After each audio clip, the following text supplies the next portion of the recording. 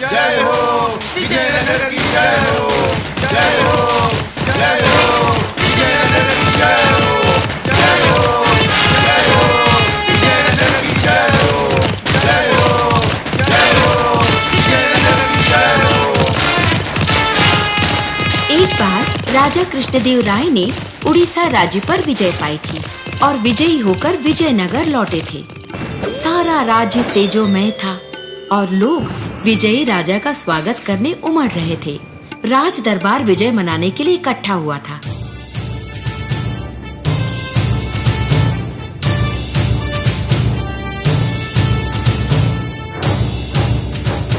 मेरे प्यारे मंत्रियों, आज मैं बहुत खुश हूँ। ये विजय हमारे लिए बहुत खास है, इसलिए हमें एक उत्सव मनाना चाहिए। पर क्या करें? महाराज, इस यादगार के लिए राज्य में विजय का एक विजय खंबा होना चाहिए, जिस पर खास नक्काशी भी हो। ये तो अति उत्तम विचार है। तुरंत राज कलाकार को बुलाकर विजय खंबे का काम शुरू करने के लिए आदेश दिया जाए।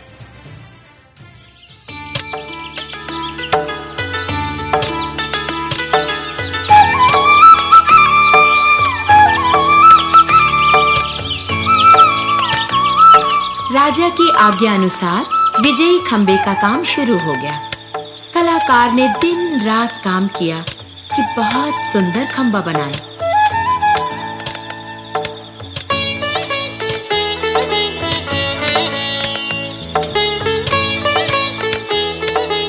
कुछ दिनों बाद किसी एक खास दिन राजा ने राज्य में विजयी खंबे का शुभारंभ किया।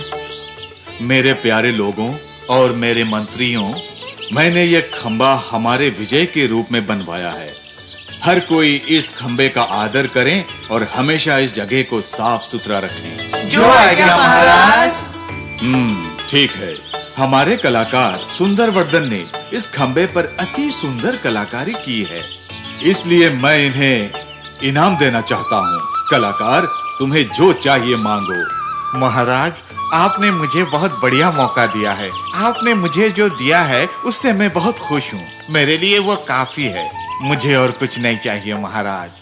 ऐसा मत कहो, तुम्हें जरूर कुछ लेना चाहिए, कम से कम मेरे लिए।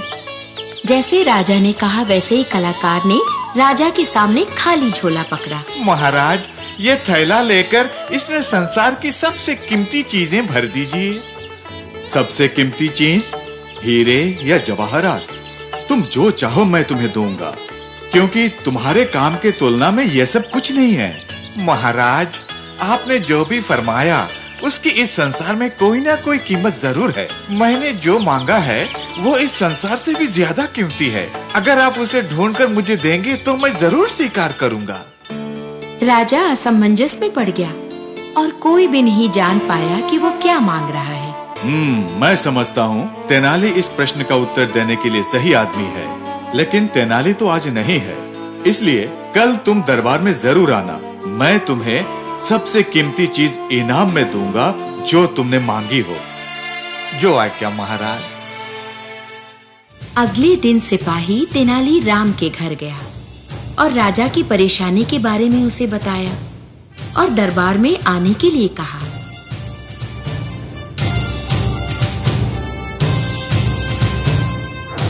राजा, कलाकार और मंत्री जब राह देख रहे थे तो तेनालीराम राज दरबार में आया।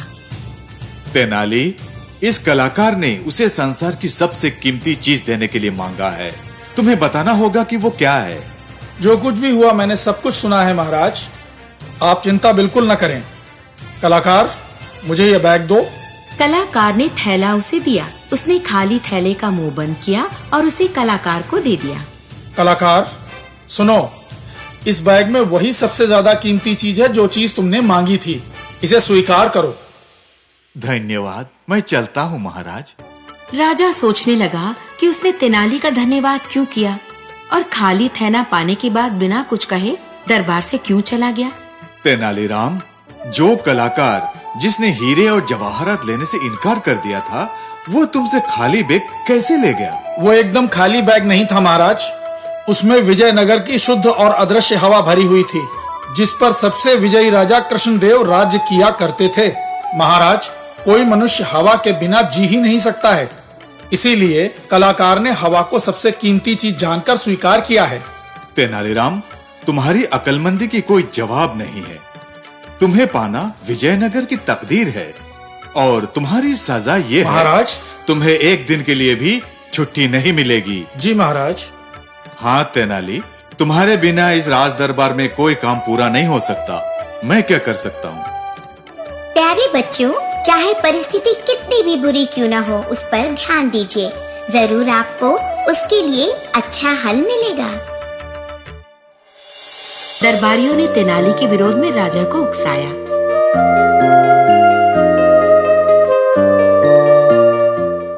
तेनालीराम 1 महीने बाद दरबार में आए। महाराज की जय हो। तेनाली, तुमने कहा था कि तुम 15 दिनों में वापस आ जाओगे, लेकिन तुम अपने गांव में इतने दिनों तक क्या कर रहे थे? महाराज, छुट्टियों के दौरान मैं एक जादूगर के पास गया और मैंने वहां कुछ करतब सीखे।